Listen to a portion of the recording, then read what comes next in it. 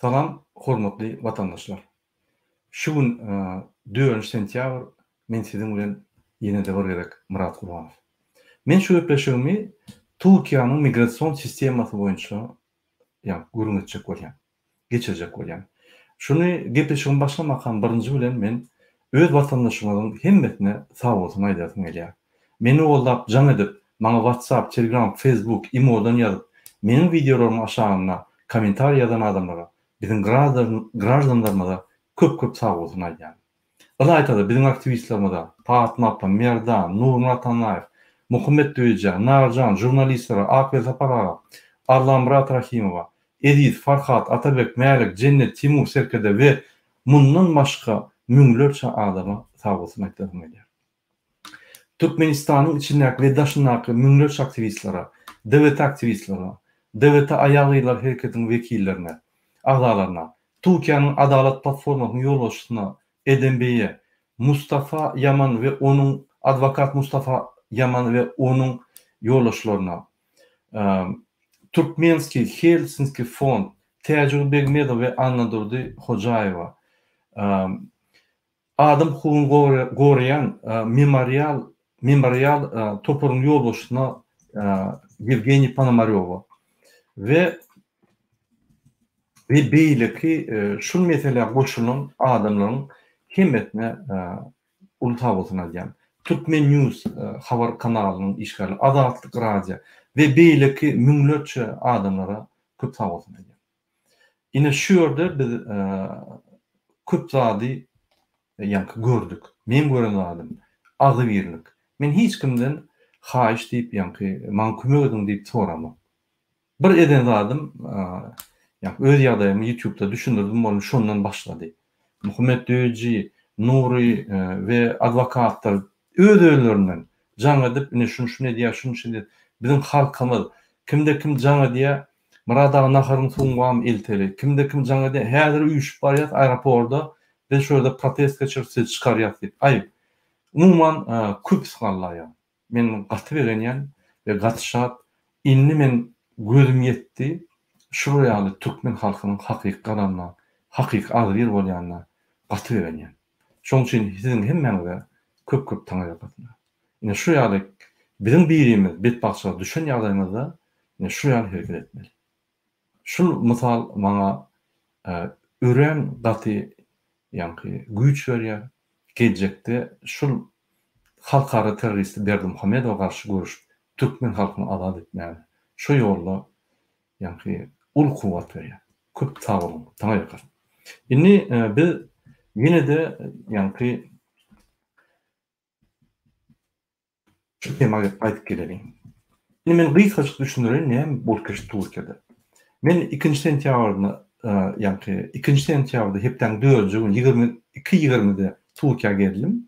Şu ýerde serhetden geçen wagtymda meni serhedin polisiýa saklap, siz garaşyň onuň beýleki Goçe dagalatyň wekilleri akydyp maňa Türkiýanyň döwletine siz 5 ýyllyk gelmäge gadagan diýip gara listiň, sistemanyň gara listinde bellerini diýip görkezdi we meni deportasyony şöyle bölüm var, bir yürütülüşlerden yer var, yapıp onu içine çıkardan okla içinde sen yapılgı, şolu reisin qaraşıp, karar çıkart, yerine veriyerler de reisin qaraşıp bitmeli ol yani. Ol bir prosedura, ol ne hiliden kan? Hemi devletlerde bolyan da, muňa gen görmeliler, muňa hormat goýmaly. Beýerde iň bir bolanda men ynanyp, bu hormat goýup, nimet durkan, Goçe dagalatyň wekilleri edepsiz sana beýleki halklaryň raýatlaryna sana gaty jogap berip nime dip başladylar bolýar. Men gün aýtdym. Indi durumsa şu ýerde adwokat gelmedi, men sizi bilen gürleşýän diýdim. Şondan soň bular öz pozisiýalaryny üýtgedip sana hormat goýup başladylar. Entek adwokat bular bilen gürleşen diňe şu söz bular edil ýerine goýdy. Onun başga işlere gidip durdu. Men şuradan talep etdim. Näme esasında meni şu ýerden siz ýyzma goýberjek bolýan, näme esasında meni Türkiýe tanaly. Hawa men konsula jaňatdym, Fransaň pasoluna jaňatdym. Olar gymylap başlady. Yani Türkiye, Türkmenistan'a canım edemek, ya oradan Tokyo qaytyp şolun ardası boyunça. Yani maňa garşy ardası boyunça şol sistema tapdyrlar. Indi gepin tümökleri men olan kanunlaryny yani olan prosedurlaryny boyun alıp gitjek bolamda yani adwokatym jaňadyp hiç hili esasy ýok, göçe daran karary ýok. Şular näme sistema goýanlygy belli däl. Bäde bir kanunçylyk siz durun, biz sizi yani daşna çykarys diýdi. Şo ýerde men yani samolyota minip durkan bir ýerdem alyna men durdum da ýok men gitjek gel diýdim. Men şu bir kanunçylygy suwd etmeden men gitjek gel sebäbi suwd etmän gitsem, oňsoň suwd et bolan okşuny. Şulara yani haçan bir kanunçylyk bolanok. Sen hem gözüňi gitsem, soň muny gaýtaryp bolanok. Şonu terbet. Soň kimin bir kanunçylyk edenden tap bolanok. Men näl. Şoň üçin men gaýdyp geldim. Ondan gaýdyp gelende men düşündirdim goçedara. Şuraya kanun bozuldy, men şunu da kansa islerim etjek. Şu ýerde näme bolsa da men galýan. Oňsoň meni ýene ýerine goýdular, şo ýerde. Şundan soň bular üýtgedi. Her 30 minutdan gelip näme kemçiligim bar, näme kömek etmeli, ýani göwünlüň gullukları gelip näme işim bar, ene men smen taşryp otyryn, maňa näme soragyňyz bar diýip men gördüm. Men size soragym ýok, siziň maňa soragyňyz bar diýip düşündirdim olara. Şondan başlap bular öýlerini edepli we terweri alyp bardylar. Ýöne üns berdim şo ýerde Alжирden, Irandan, ýani Senegaldan, Kamerundan bir topar adamlar bardy. Olara dinlenipler. O gorullar öz kanunlaryny bilen oklar, nähili özüni gorajaklaryny bilen oklar. Oňsoň men olara düşündirýärdim, şeydim diýip näme etdim. Maňa garşy o ýerde şondan başlap hormat goýup başladylar. Hiç bir problem bolmady. Bir zat diýjek bolýanlarym, ine men birinji çykyş etdim içinde. Ýagdaýymy düşündirdim. Şondan soň Muhammed Döwüji başlady. Soň APL taparagy, Türkmen Health Fond ýaýrak informasiýa. Şondan soň hemme zat üýtgedi. Ulugur dünýäň projektory şo maňa ýani urukturuldy. Şo ýerde kim kanun bolsa, şol fiksiýat edip başlady. Hemmesi kanun etatyna girdi. Hormatam goýuldy, hemme adam edildi, problem bolmady. Diňe şonu men egerde etmedik bolsam, mümkin men başga döwlede bolýar. Sebäbi bunuň ýani Türkmenistan ýaly telefon haklaryny ulanýarlar. Oňsoň sen hiç zat diýmesen üstüne gygyrýarlar. Etjek ne diýerler? İkinji gün bolanma ýani adwokatym meň ýanyma geljek, o tynaş gördü, gelbilmedi. Onu aldylar. Ine häzir 15 minutdan 45 minutdan bir sagatdan belli bir goçedaran ýani böýründen barýa, ine ondan aňar gitmek üçin şoň ýolbaşçylygyň prosedur boýunça gitmeli. Ola men häzir boşan bir sagatdan 2 sagatdan aýgarat 17-de gider, 17-de gaçky diýe işinden muny tap bolanok aýgarat şey demem çekildi.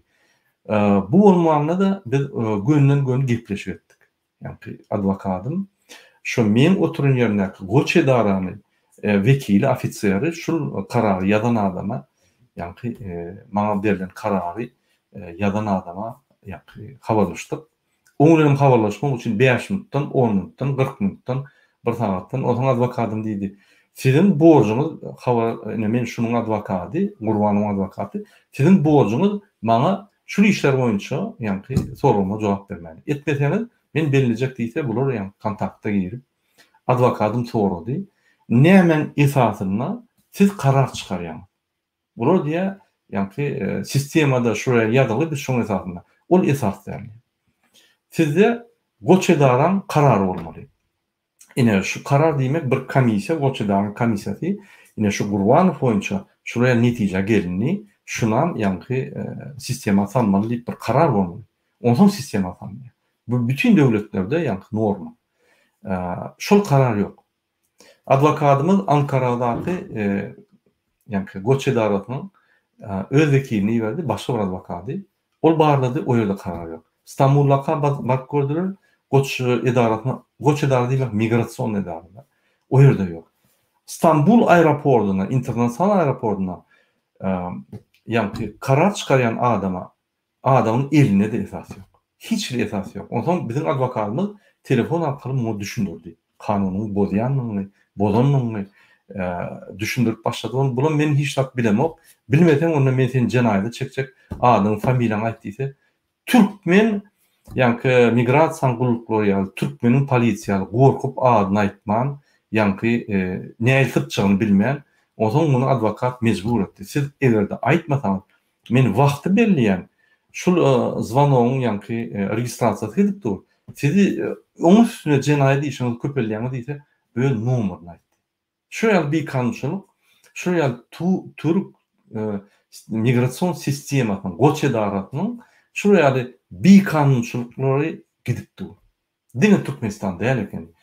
Türkiýede de şeýle. Indi bolýa. Şu karar çıkardılar bular yani şol ofisiýal çıkardy. Sistemaň yani serket sistemanyň içinde bolum sebäpli çıkardy esasy. Indi şunu men 60 günde yani kadyda iş açıp bunu aýrmana hakym bar. Birinji günden bizim adwokatymyz kadyda berer, o ýerde diňe goç edarasynda ýa-da goç edaryň ofisiýerlerinden berer. Sebäbi olar wagtynda jogap bermediler, gaçyp gitdiler. Ýene bir toparladylar. Ol hökmen birnäçe iş açardy, şol işler atbarar. Ne şu ýerde Türkiýede meniň haklarym bozuldy. Şunu adwokatlar suud edip dakansa düşündirirler. Meniň pikirimçe men ýalňyşmasam, on dolu nime diýilen häzir ýa-ni nime işi, kadet işi bolany biz bilinler bu zatlar. Türkmenistanyň konsullugy, baş konsullugy ýa-ni Murat Erli, men şoň adyny aýdyn size. Murat Erli Seyit Mamedowyň ýa-ni ýazan hatyny 1 awgustda bolan wakalar boýunça ýazan hatyna polisiýa men amadym mady, ine şol sebäpli şular ýa-ni paraxorluk edip polis bilen bu hatyn üstünden migrasiýa däl göni serkede ýüzünipdirler. Şöyle de şu avtomat ýagnyna bular hükmede inanyp, Türkmen hükmedi, Türkmen halkyny gorýa diýip inanyp, bular şu sistema salynıpdyr. Bular habary ýok, Türkmen hükmedi, Türkmen halkyna garşy görüşýäniň habary ýok. Ne hemme ýerde, bütün dünýäde şu ýaly şu Türkmen hükmedi Allah gelýär bütün dünýäni. Men onu gördüm New York'ta, ýa-ni Washington'da, Pasolstан öňüne baranmada, ýa Akçaň öňüne baranmada men onu gördüm. Bular hat ýa-da bu terroristler bizi öldürecek bolýar. Biz görgüjükler, biz paraxorlar, biz iň dünýädäki ak towşanlar, ine biz otir işler bizim maşalamyzy, ine bular öldürüp ýazjak bolýarlar, ine terroristler, Muhammed Düýji, Murat Gurbanow bizim videolarymyzy goýup, ýa-ni ýürütülüşden terrorist spesialne nazначение gelip, ýa polisiň bizim bilen guruluşyp düşündürüşini görüp, bizim videolarymyzy görüp, konsulsiýa pasol işgäriniň üstüne görüp başlamak olarak diýerler. Ženewada da şeýle, Beýerde de şeýle. Türkiýede ýöne Türkmen hökümetine bular gaty ynanly, ýa seredýärler de ýalňyş ýalar. Men şoň üçin şu videony edýän şolara ýa-ni Türkiýanyň prezidenti Recep Tayyip Erdoğan'a şul bolup geçen wakalar düşündürjek bolýan şu videoda.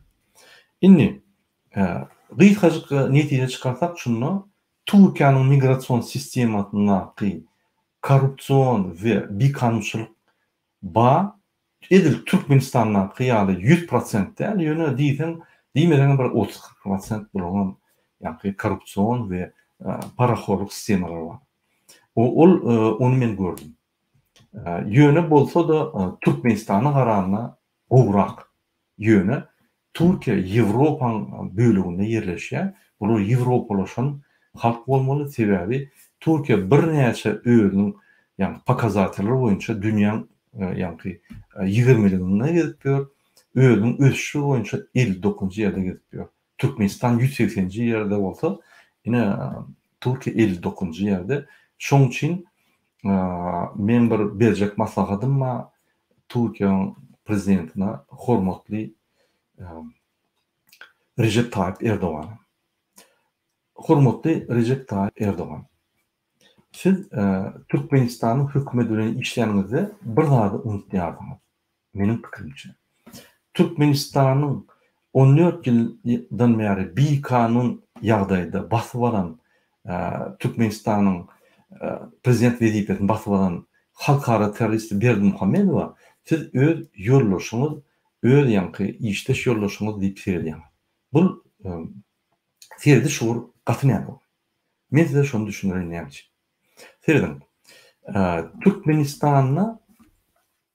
Türkmenistanyň prezidenti günne kanunlar okuyor. Ol diňe şu ýylyň içinde iň uly bolan eden betbaşçylyk Türkmen halkyna ol Türkmenistanyň konstitusiýasyny bozup özüni Türkmenistan prezidenti bolup durka, Türkmenistanyň kabinet ministriniň ýolbaşçysy bolup durka, özüni Türkmenistanyň parlamentini, ýani halk maslahatyna saýlap, onu da öz ýygnak geçirip, özüni ýene de şoň ýolbaşçy diýip saýlady. Ol Türkmenistanyň konstitusiýasynyň esas maddalaryny bozup, Türkmenistanyň demokratik prinsiplaryny aşagyna paltyryp ýykdy ony. Soňky prinsiplerini ýykdy, ýani Türkmenistan döwletiniň 3 sany guruluş, ýani döwletiniň guruluş şahy bolmaly, ýani ýerine ýetiriji hökümet, hukuk kanunlar çykarjy hökümet we ýokary suwdyň ýani şahasy bolmaly. Şu 3 şahanam eline alıp Türkmenistan döwletini Türkmen halkyna genosid etdi.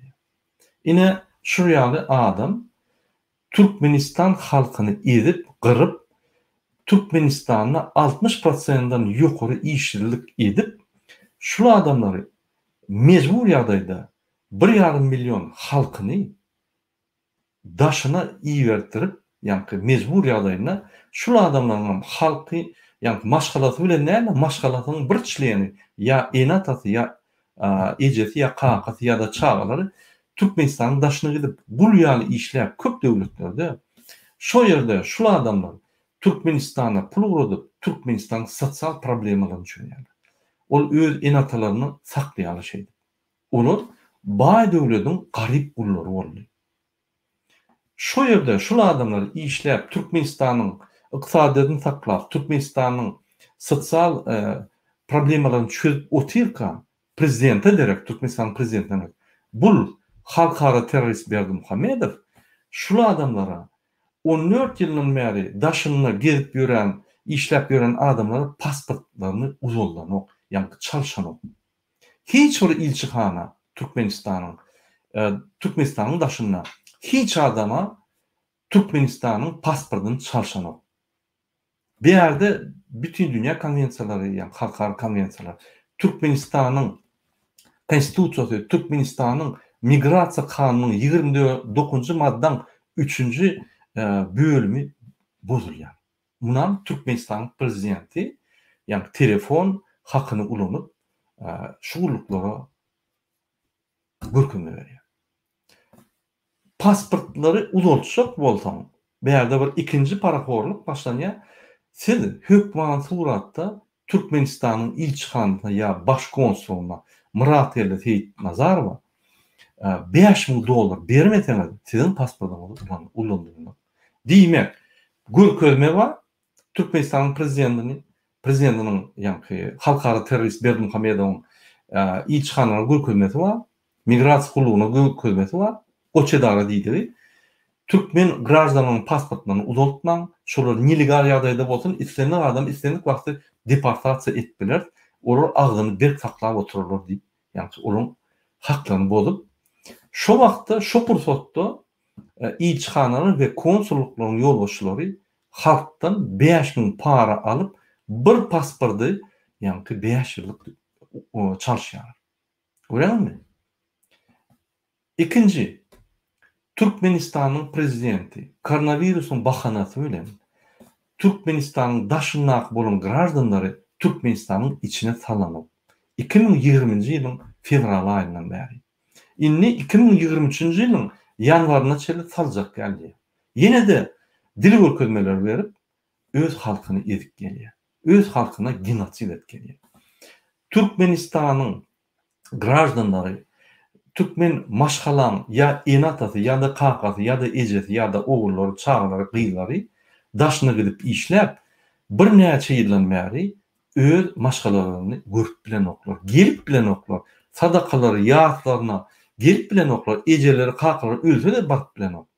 Bu maşgalany doğul bozdugu bolýar. Türkmenistanyň gражданlaryň haklaryny düýünden ýa-ni ýykyp etjegini edip ýören bir halkara terroristiň işi. Indi şu adamlara gaýdyp bilen ok. Ola bir, onun pasportlary uzaldylan ok. 2, Türkiýede şular illegal ýagdaýda mejbur bolýarlar.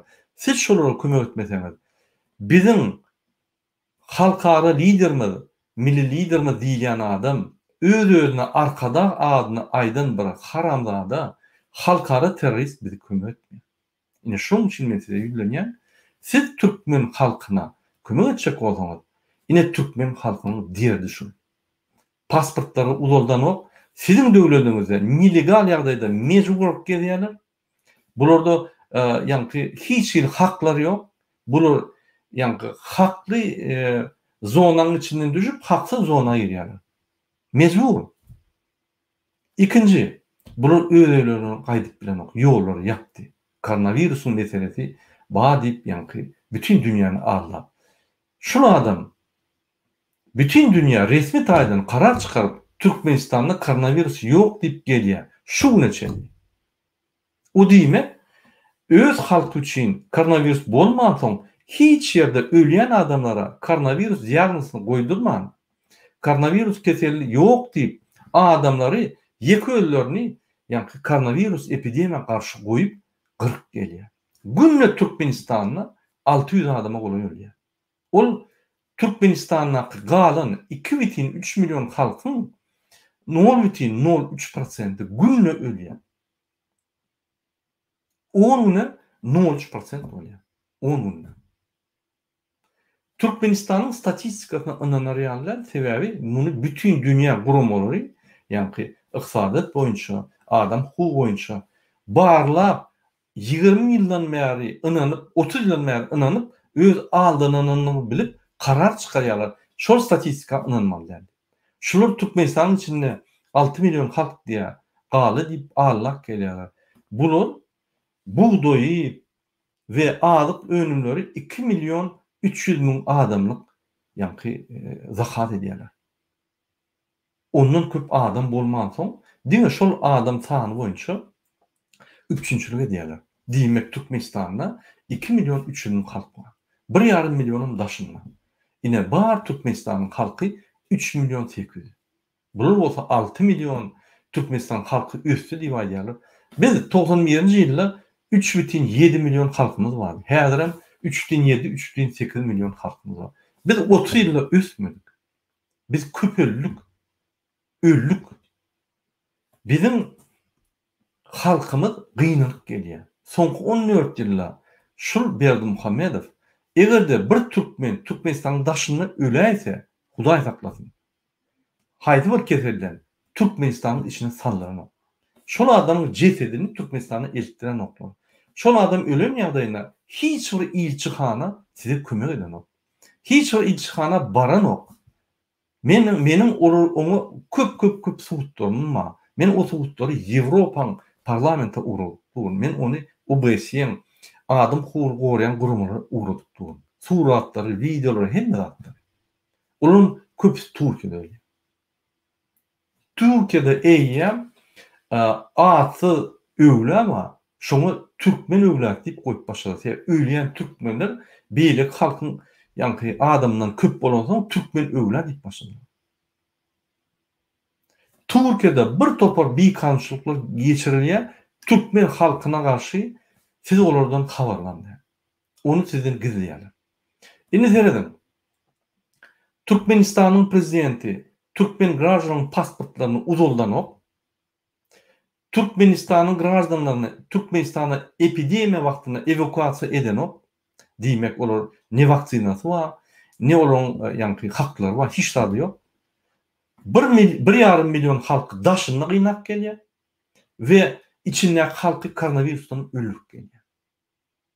Hytaýdan eksperiment üçin derman vaksinany öz halkyna hiç bir şertleri hormat goýman, ýa-ni uruş şertlerini, dermanyň uruş şertlerini hormat goýman, urýaworin vaksinadan ölýän adamlaryň sany koronavirusdan ölýän adamlaryň sanynyň ýokary. Indi maňa bir zada jogap beriň ýoluş bize.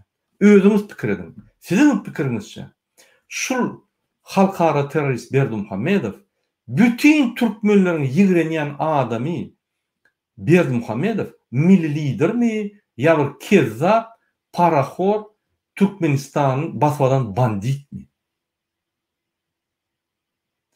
Egerde meniň aýdanlarym siziň pikiriňizçe netijesi, men aýdan zatlaryň netijesi şuraya çykarýan bolsaňyz, onda siz nähili halkara teröristi Berdimuhammedow bilen özüňizi ýoldaş hökmünde görüp oňuň hyzmatdaşlyk edýäňiz.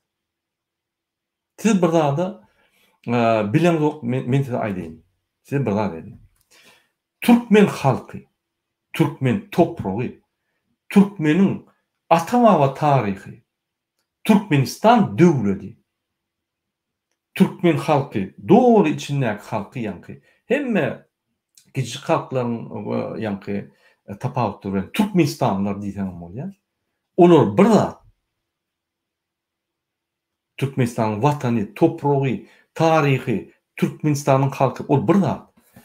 Türkmenistany basyp alyp, genosid edip halkyny öldürip barýan, hemmeýede ýigrenilýän, hemme türkmenleriň içinde daşyna ýigrenýän bir adam Berdimuhammedow halkara terörist ve onun tohumy, dogunlary bilen ýegenleri Türkmenistany halkynyň gyýlaryny zorlap, öldürip, kanalda zynýan adamlar, olar başga adam. Şu iki sanyň tapawuny bilmesi. Ine şul halkara teröristiň paraxor hökümeti, ol bir zat Türkmen halky, Türkmen topragy, Türkmeniň däpdesurlary, taryhy, Türkmeniň kösenji, Türkmeniň watany, Türkmeniň döwleti başga bir zat.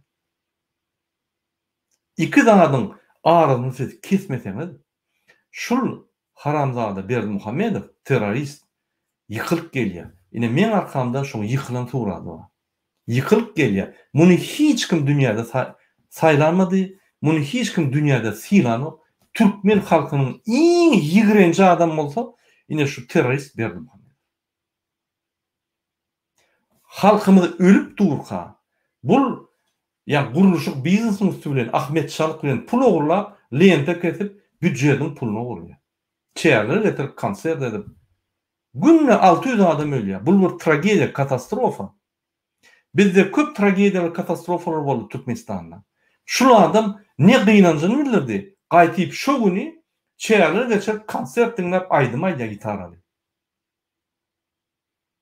Bu adam geroin urup, Afganistandan geroin alıp, onan Kerkiçi diýen bir şäherde täze aeroport goýup, Venezuela satyp ýör.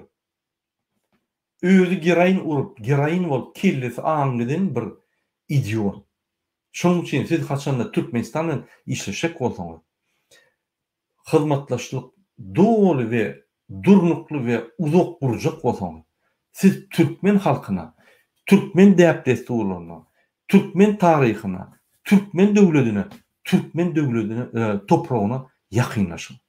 Siz beýkanun ýagdaýda 14 ýyllap prezident wezipesini saklap, ugurlap gelen adamy halkara terörist goldadyňyz, siz şunun bilen arasyny saklanyňyzda siretap bolun.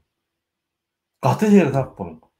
Özüňiz şunun bilen suratda düşeniňizde, eli gysanyňyzda, siz bütün dünýäde şu maskaraçylygy size geçýär. Şunu unutma. Soň Türkmen halky görüp dur bu zatlary. Türkmen halky onsoň pikir edip başlaýar.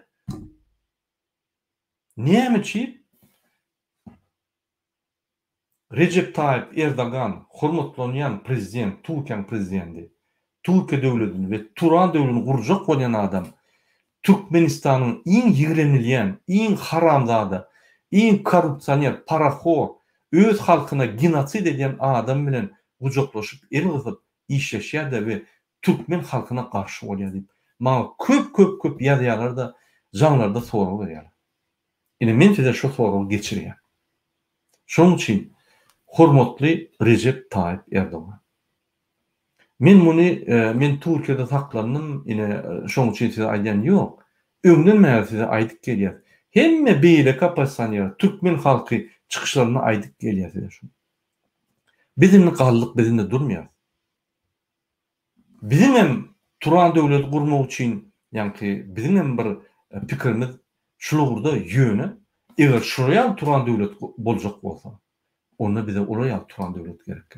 Onda türkmenin hakyky Türkiýe döwletiniň dogunluk halkynyň ykbaly, gelecek ykbaly film bilen bagly bolmaly.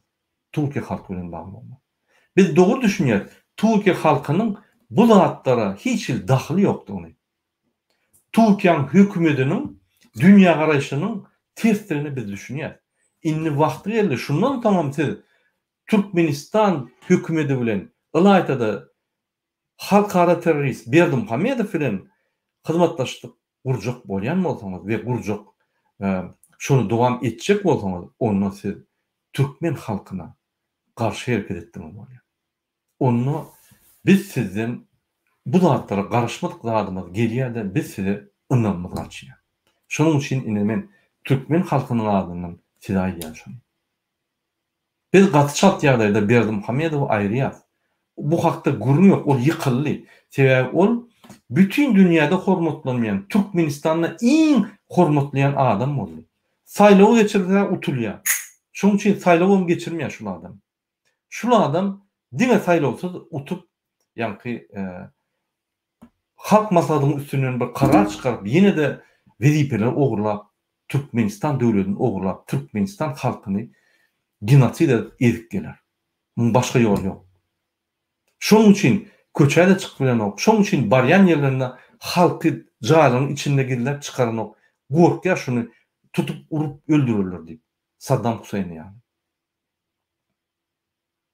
Şonuň üçin hormatly Türkiýanyň prezidenti Recep Tayyip Erdogan siziň ykbalyňyz, Türkiýanyň ykbaly şu çakaçelli üst geldi. Indi şundan soňra siz ýene de şuryaly kezzap türkmen halkyny öldürüp gelýän, türkmen halkynyň halk düşmany Berdimuhammedow gollap hyzmatlaşyk etseňiz, bizim size garaşymyz ütkä we gelecekde egerde demokratik ýolbaşçylar türkmen döwletine gelse, biz size tarap däller, biz Orta Aziýa döwletleri bilen öz birleşigimizi gurup biz size goşulmaz.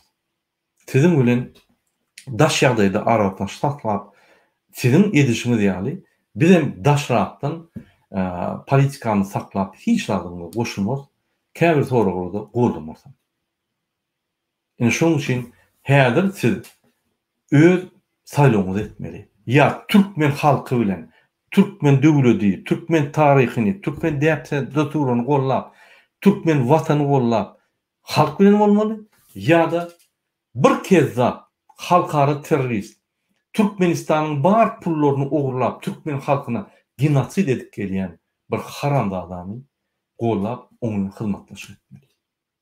Türkmenistan hökümeti ýok, biz öňden dik gelýär. Türkmenistanyň prezidentiniň wezipesini ogurlan, saýlawsyz bir haramzada günne kezzapçylyk edip Türkmenistan büdjetini ogurup gelýän Berdimuhammedow halkara terörist bar we onuň ýanyna 100 sany ýallak paraxorlar. Bular Türkmen halkyna dahly ýokdur. Men size Türkmen halkynyň problemlarynyň bir 5-den bir 2%-dan aýdyp geçdim. 100-den 2%-dan aýdyp geçdim. Egerde siziň ýanyňyzda bir kömekçiňiz bolsa, şoňa siz ýumuş boýuň, Türkmenistan problemlaryny öwrenin. Şu halky näme ýagdaýda Türkmenistan prezidenti ýa-ni näme ýagdaýda Türkmenistan döwleti näme ýagdaýda köp zatlara açyş eder. Köp zatlara gözüňiz açylar. Siz üns bermän, ýa-ni döwletler, hökümetler bilen işlemäni mejbur men düşünýän. Ýöne haçanla öz kararyňyzy alanyňyzda şu zatlary unutdyňyz, onu siz görünýän zada gözüňiz ýumyp özüňizi öz wyjdanyňyza garşy, öz namysyňyza garşy hereket etdiňiz bolýar. Bir şeýle düşünýär. Indi men başga bir zat belläp geçetim gelýär. Hormatly watandaşlar, Türkiýe döwleti 30 ýyldan bäri, 30 ýyldan gowrak Ýewropa döwletlerine, ýa-ni Ýewropa birleşigine geçşek bolýar. Birleşik bolýar. Oň bir avantaj zady, oň bir gazanyp biljek zady Türkiýe döwletiniň ol özüne ösün ykdysadiyetli bağlary diýmek 450 millionluk döwletleriň halkynyň ýa-ni döwletleriň halky bilen aragatny saklap öz döwletini ösdürip bilýär. Täze tehnologiýalar, täze sistemalar, syýasy, ykdysady we bilik sistemalar şolardan öwrenip şolar bilen işleşip ýa-ni ösüp bilýär. Sebäbi siziň Türkiýe sistemasy Ýewropaň sistemasyna deňleşik gelýär. Ýa-ni Türkiýe döwleti, Türkiýe hökümeti özüniň kararlaryny, kanunlaryny ýa-ni Ýewropaň kanunlaryna deňleşik gelýär. Ýewropa birleşigi diýjek bolsaň, sen bütün dünýä konwensiýalaryna hormat goýup, öz kanunlaryny şoňa ýa-ni deňeçer taýýarlamaly da deňeçer galdyrmaly bolýar. Ine şonu etip gelýär. Ýöne gynansak da Türkiýe döwleti öz kararlaryny Ýewropaň kararlaryna deňeşdirip, ýa-ni galdyrdy. Ýöne Türkiýanyň hökümetinde işleýän adamyň ne tejribesi, ne de bilimleri galdy. Onu şeýle ýa-ni karar bilen galdyryp bolmaýar. Onun üstünde işlemeli, düşündirmeli. Ne şol işler bolmasaň Türkiýe hökümetiniň içindäki işleýän wezipeli adamlaryň tejribesi gatyp et. Men onu gördüm. Köp zatlary bunu düşünmeýän ýöne awtomatik ýagdaýda islänaryň etkili bolýar. O näde dogry? Kanunlar bar. Aeroportda maňa diýerler, polisiň kanuny işläberdi. Ýa-ni adwokatyň kanuny işlänok. Men onu düşündirdim. Kanun bir bolýar. Polisiň kanuny, adwokatyň kanuny aýry-aýry däldir. Bir kanun bar. Polisam şo kanuny hormat goýmaly, adwokatlaram, menim hemmemiz. Olar şoňa da düşünýär. Şol ýaly, ýa-ni ösmedik, gaty ösmedik halk. Gaty ösmedik halkyň içinde saýlanan adamlar. Şoň üçin men teklifim Recep Tayyip Erdogana, hormatly prezident, siz öz hökümetdäki işleýän adamlaryň tejribesini we bilimlerini ösdürmeli. Bul size biz şu zatlary, ýa-ni şu zatlar bilen şu zatlaryň esasyna biz ýa-ni betbaşçylyk çekýär we şu zatlary öwrenip şolar tapýar we şu zatlara garşy adwokatlyk bilen işläp, olary düzeltmek üçin şolary şu sistemaňyzda şolary tapyp düzeltip size kömek etmek üçin biz şunu ýa-ni aýtyp geçýär. O hemme döwletlerde bar. Ýöne bu ýaly ýa-ni kanun bozuluş sizin döwletinizde o Türkmenistan döwletinden azajyk tapawutly. Siz bir Ýewropa döwleti bolmaly, siz bir musulman döwletiniň iň ösen döwletleriň biri bolmaly. Biz size şonu ýa-ni ýöne gynansak da sizin polislaryňyz, ol Türkmen pasportlaryň, konsulslaryň ýanyna, baş konsulslaryň ýanyna polisler ýüzüňe seredip alap kanunlar bolýarlar. Migrasiýa gulugyna ýüzüňe seredip alap kanunlar bolýar. Mysal üçin maňa diýdiler, size ýa-ni 20 sentýabr awgustda duýduruş berdik, gelmäň diýip siz ine 2 sentýabr 20 awgustda duýduruş berdik, 2 sentýabr siz gaýdyp geldiňiz. O mümkin näme? Men 16 sentýabrda awgustda soňky ýere çykdym. Men 20 awgustda Türkiýanyň çäginde ýokdum. Maňa duýduruş berýärler. Olar meni görmese näme duýduruş bersin? Olaryň ýa-ni bellegine ine 20 awgustda Gurbanowa ýa-ni duýduruş berildi. Şu duýduruşa garamazdan 2 sentýabrda bu gaýdyp geldi. Ine şoň üçin biz durdyk. Men bilmesem, men öňüm 20 ýyldan bäri Türkiýeге ýylda 16 edip 20 edip gelip gidip otyrýan. Men bilmän gelsem, mende näme uňa bar? Eger maňa aýdyn bolsaňyz, men adwokaty işlep gelmezdim. Meni Türkiýe döwleti gyzyklandyranyk düýünden, ynanyň. Men bäýärde Ýewropa döwletlerine barkaýdan gowy görýän. Maroko barkaýdan gowy görýän. Meni gowy garşalýarlar şolarda. Sport ýapan soň. Bütün başga döwletler, köp döwletler barkaýdan gowy görýän. Oýda sport ýapan soň hormat goýup sana, ýa-ni tejribem paýlaşyp, syra hormat alýan. Türkiýe döwletine baryp meniň ýa-ni aktivistlerim, devletin aktivistleri, şo ýerde bizim Türkmen halkymyň köpüsi bolansa bar ýa. Bolmasa Türk döwleti maňa gyzykly. Bizim halkımız bolondan sonra barıp şolara kömek etmeyeni var yani. Bolmasa men Türkiye baranımdan bir yerde yani İspanya barıp gelenim hat bolýar men üçin. Hat gyzykly bolýar. Onun muzeylerini, onun köp kultur yani kultur programmalaryny, kultur üslerini görüp köp zatlar öwrenip bolýar. Şoň üçin men bu zatlar näme çıksa diýen ine menin analizim boýunça Türkiýanyň hökümeti köp zat edýär Türkiýe halkyny üçin, Türkiýe döwleti üçin.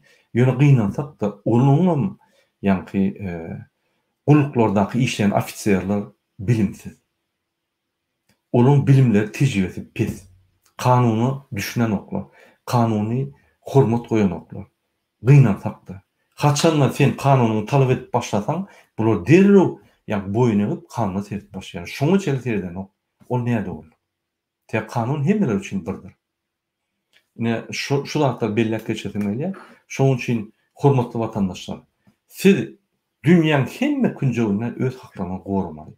Kanun esasında.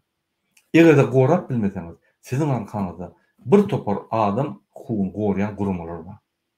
Şoň üçin olar size kömek. Indi şu ýerde belläp geçirmeli men Türkmenistan boýunça yine men öz pikirimi uturayn Türkiýanyň döwleti boýunça, ýani Türkiýe döwleti Ýewropa Birleşigine girjek bolýar. Şu birleşigine girmek üçin öz kanunlaryny düzedip, içindäki bolup geçýän hökümet gullugynaky hemme zatlar Ýewropadaky ýaly hakly adam hakyny bozulman, adam hakyna hormat goýar ýaly bolmaly. Ýöne bul bolman soň Türkiýe döwleti Ýewropa girilmeli. Esasy Ýewropa Birleşigine Türkiýanyň girmegine garşy Fransa bolup durýar. Indi men düşündüm näme? Sebäbi Türkiýede adam haklary doğru şekilde berja edilen. Indi men özüm şonu ýa-ni duýup gaýtdym. Indi şonu men türkmen watandaşlarynyň için Türkiýanyň ýaşap ýören türkmen watandaşlarynyň problemalaryny görüp gaýtdym. Haçanda bir döwletde, mysal üçin Türkiýe döwletinde 1 milliona goloý türkmen halky dokumentsiz gelip ýören bolsa, şu döwletiň ýolbaşçy hökman aýtmaly şonu. Beýleki döwleti o näme sebäpli şu ýerde siziň ýani 40%, 45% halkyňyz bir ýerde gelip ýör. Näme boldy? Ikinji soru, näme şu adamlara siz bir kanun ýagdaýda gezdirer ýaly pasportlaryny uzatlandyr. Hökman aýdylar. O zatlar belenip geçenok Türkiýe bilen Türkmenistana gerek galyny Türkiýe hökümeti özüni başyşap barýar. Gözüni ýumýar hemme zady. Türkmenistanyň prezidenti bir kanun halkara terörist günnümini allap gelýär. Recep Tayyip Erdoğan'ı ýöne şonda da ýani Türkiýanyň prezidenti hiç ýeri çärewerlik hiç ýeri netije çykanmak. Näme üçin? O dogry ise öňden gelýän taryhy doganyp goýar. Şoň üçin men düşündirdim. Hormatly Recep Tayyip Erdoğan'a. Türkmen döwleti, Türkmen taryhy, Türkmen däýek desturlary, Türkmen topragy, Türkmen watany, Türkmen halky bul bir zat. Ýöne Türkmenistanyň prezident wezirlerini basyp alyp geraýin urup halkara terörist Berdimuhamedow ol başga da Türkmenistanyň iň hormatlanmayan adam şu bolansoň siz şoň bilen hyzmatdaşlyk edýäňiz.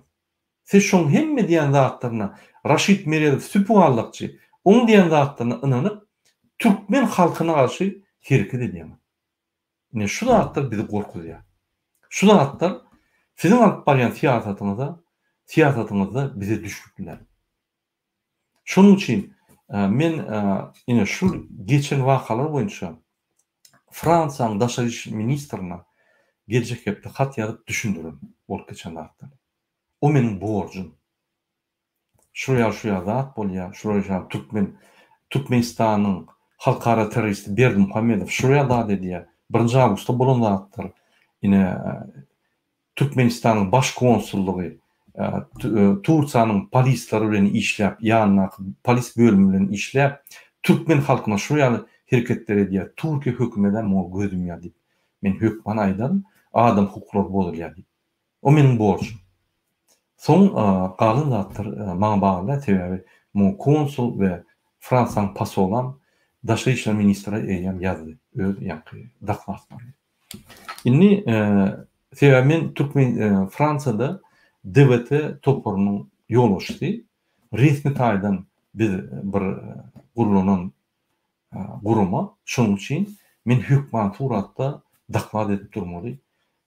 Şol gurumada bolup geçen zatlar we şu gurumanyň ýoluşy bir ýa gidenine bir kançylyklar görse men hökman şonu aýtyp durmaly. Inni başga bir sorulma şu men çykyşymy gutup jemläp otyr. Inni şu ýerde gysgaçyk jemlesek biz bir da ün sörmeli. Bizim grajdanlarymyz, Türkiýede ýaşaýan Türkmenistanyň grajdanlary Türkiýedäki bir kançylyga garşy näme görüşipler? Bular nelegal. Bular bir ýere baryp ýüzek tutanlar bular. Ne adwokata dokument berbilen, ne onu notarialna terjime edip, ýani adwokat tutup bilen oksaýar, onun dokumentlary ýören. Men özüm gördüm şu gerek. Baranda 8 awgustda baranda senin pasportyň mökleti geçen soň hiç hili notarius sana hiç hili dokument tasdiklanok. Sebäbi senin identifikasyon dokumentin ýok diýdi. Şu real ýagdaýda Türkmen halky nähili kanuny berja etmeli. Şu real ýagdaýda biz hökman suratda agdyr bolup bir-birini aýdyp adam hukuky gorýan gurumlar galdyryp şu ýerde şoluň üstünden adwokatlar tap öz haklaryny gormak. Başga ýol ýok. Şoň üçin inese düşündürýän adam hukukyny gorýan gurumlara ýakynlaşmak. Türkiýanyň içinde de köp ine Helsinki fond var. Geldi Karizowa aýtylacak bul bir gözüni skoçlap diňe hapadatlar gözläp tapdygy çykyp bar tökmedi atyp ýören adam munyň ne halka kömek bar, ne biziň görüşümizde kömek bar. Onuň üçin ona teklip berip bilemok. Sebäbi Dur Sultanyň başlap kömek etmen gaýtyp ýa baskylap. Şu ýaly guruma däl, ol ters guruma, onuň üçin ol adam hukukyny goranokda adam töhmetlerini, adamlara töhmet atýan gurum. Ine inniki aýdyp geçjek zadym maňa dün ýa-ni TikTok'da bir biziň watandaşymyz gol sorag berdi. Mana da egerde DVT'nin lideri Murat Gurbanov şu ýaly barany hemme ýerde belli, ýa-ni resmi taýdan billenen tasdiklanan bir gurumanyň ýoluşy Türkiýe barana. Şonuň bilen şu ýalda atlar edip bilýän bolsa Türkmen hökümeti bizi wapşe paraşoga sokarlar. Biz da turaýsak bizi ýa-ni öldürürler, bizi çapmyçam ederler, ýene bir zat diýip kellesinäki Türkmenistanyň milli hukuklyk ministrligiň işgärleriniň monsterlyk suratyny çykarýar da gorkup başlaýar. Yok, bular ýalda ýok. Seredim. Häzir ine bir näçe günden başlap eýem doly anyk suratda keşf berilenen täze bir adam hukukyny goýan mexanizm döwredi. Ine dedim men 2 gün saklananda, ýa-ni deportasyon lagerinde, aeroportun deportasyon izolyatoruna saklananda men hiç kimi haýyş edemok. Öz-özünden pravozащитникler, оппозиционерлер, jurnalistler, aktivistler, grajdanlar hemmesi galyp bütün dünýä yaratdylar. BBC açyly yaratdylar. Amerikan ýa-ni BBC kanalyny çeldi. Hemme gitdim şol informasiýa ýarak gidip otyr. Bu diýmek bular meni şeýle men üstüme bütün dünýäň projektlaryny urutdurup meniň başymda bolup geçen zatlar diňe kanuny ýazgyny bolmalygyny talap edip şu ýerde adam hukukyny gorýan gurumlaryň ünsüni çekip şu ýerde bir kançylyk durdular. Ünsürüm. Soňky tutulan oglanlar, 10 tane oglan.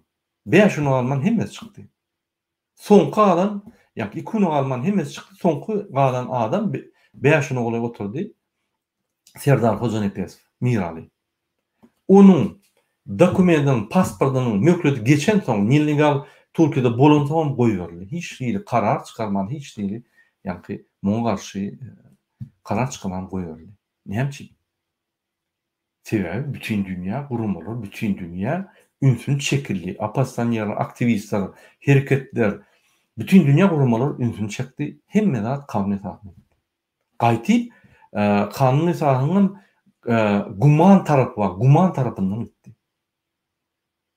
Ünsün bundan bir näçe ýyl bozal, ýa-ni iklim tutulmagy. Türkiýede ýatanlar hemmeler jaň edip çykdy. Men plança milyon berjek bolýan, berýän, çykdym, men halas edildim. Inni sen tutulsaň, aktivist bolup tutulsaň, birinji sen gahrman bolýan. İkinji sen bütün dünýä belli bolýan, senden eýen polisiýa bolup başlaýan. Sen derrew çykarýarlar, derrew ýürüten mexanizm dörýär, öz-özünden bütün aktivistler, grajdanlar, beýleki döwletleriň hukuk goraýan gurumlary hemmesi galyp seni çykarýarlar. Hiç şuraya anlatmam mı? Yok. Onu beýle kartlar beýle çykaranoklar türkmenler çykarşýaly. Eýem bir topar döwletlerde türkmen bolsaň tutsalar, pasportyň dogry bolsa da, ay sizin ýagdaýyňyz biz bilýäs, gidiberin, problem ýok sizin bilen ýa. Sebäbi bul aktivistleriň işi.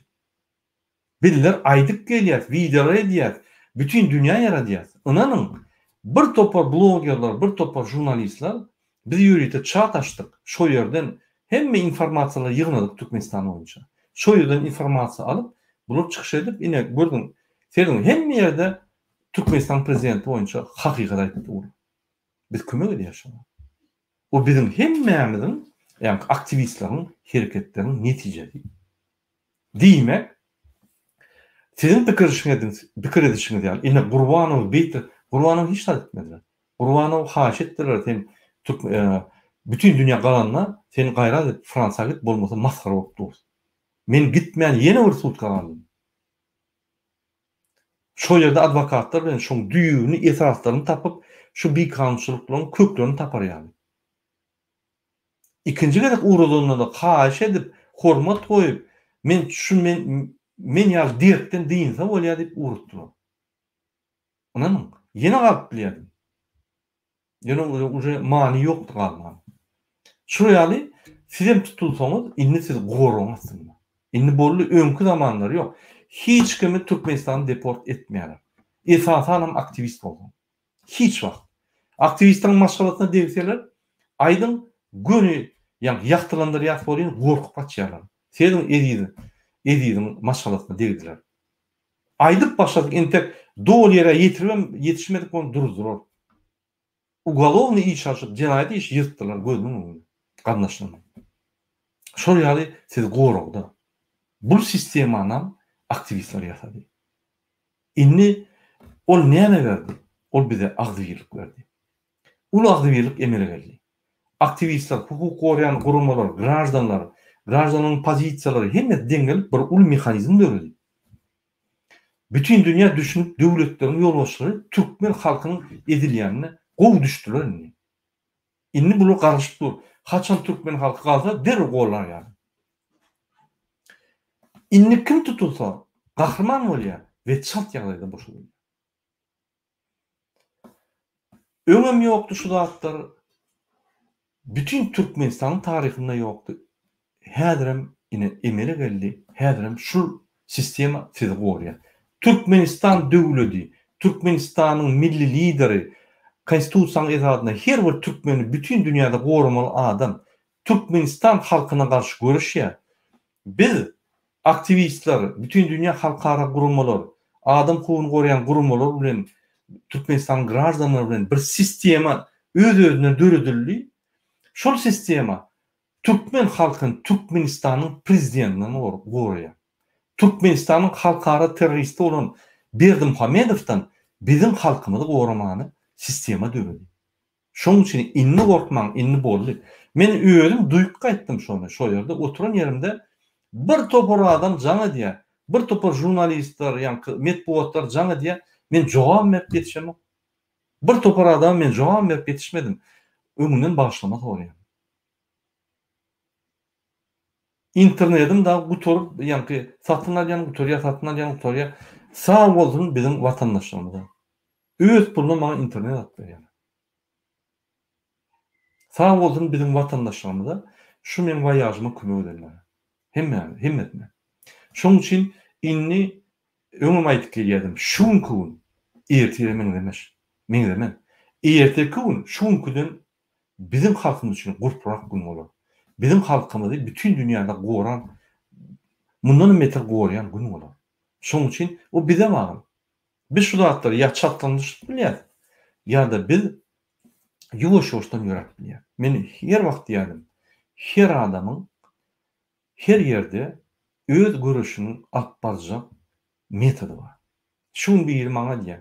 Men iki oglum maşaýardy. Men mundan meter hereket ederdim, murada başlardım. Men sizin hemme çykyşyňyzy golýan, sizi golýan diýip. Ine şu adama we şu meňdeş adama men bir jogabym bar. Seýdim. Bizim görüşümizin 100 sany hili bar. Siz egerde öz adamyňyzy görkezjek bolsaňyz, öz garnaşyňyzy ýani ýetirjek bolsaňyz, kommentariýa ýazyň, videolar paýlaşyň. Siz ýanymyzdaky adamlarla gürleşip, olaryň pikirlerini açyň. Olar bilen pikirlenişip, bolup geçen zatlary analiz edip, täze pikir, täze arysy pikir, hakykat pikir döredin. Olum bizim halkymyzyň ýanky jemgyýet bilimlerini, siýasat bilimlerini üstürdi bolýar. Siz Türkmenistanyň prezidentini derek, Türkmenistanyň jemgyýetini üstürdiňiz bolýar. Şonuň kelletini açsaňyz, öýüp böküp çykyp öýüp berdim Hamedov aýrýar. Bizim aýdýan zatlarymyz hakykat. Bizim aýdýan zatlarymyz bizim geljegimiz. Biz şunu aýdyp hereket etmesek, gelecek ýok. Gelecek bar Berdim Hamedov. Bizim Berdim Hamedowla geljegimiz hiç şey ýok. Gününden kıynaşıp gidýär. 14 ýyldan bäri masalary ýanky pytradyp, döwletimi pytradyp gelýär. Şonuň üçin bu hemme zatlary edýär Türkmenistanyň guruluşçylary diňe baýamak üçin we bütün dünýä kartinka bolmak üçin neserdim. Meni halk özü paça etdi, men bolosum elenok. Şu aýama uşa, elime uşa günle jaň edip haýyş edýär. Menem şoňa ýanky ırzaçylygymy berdim. O haram başýaly. Adamlar oturun adamlar. Yo sağ olun. Yok indi meni bellemeň, men ýadadım diýen kişi bolup bir idiot diýip hata edýär. Bizi bir ýyzagalyk bir idiot halk diýip hata edýär. Yok, o bizim beýle halklar ýaly kellämiz pikirimiz normal. Şonuň üçin hormatly watandaşlar, bizim geljegimiz, diňe bizim geljegimiz. Hiç wagt özüni oňup bilmeýän, bütün dünýäň torumuzy ýaly Berdim Hamedov ýaly adama etmek. Ol kiçik inspektor bolsun, salgyt gullugyň ýolbaşçysy bolsun, migrasiýon gullugyň ýolbaşçysy bolsun, prezident bolsun, sertmäň. Öz kanunlaryňyzy goran. Men gen gördüm Türkiýede, Türkiýanyň prezidenti bir sany Türk watandaşyna görä ýanky gaýet işini açypdyr. Sebäbi şol adam onuň ejjetine söwüpdir. Onuň buwunya görýän kanunyň işleşini. Türkmenistanyň hanı şol ýagat bolup bilýärmi? Ýok. Türkmenistanyň kanuny ýok. Ýani tekstler barda, öýler ýok. Şoň üçin hormatly watandaşlar, diňe öňe biz durmalylar, durmaýok. Türkmenistan diňe. Sağ olun.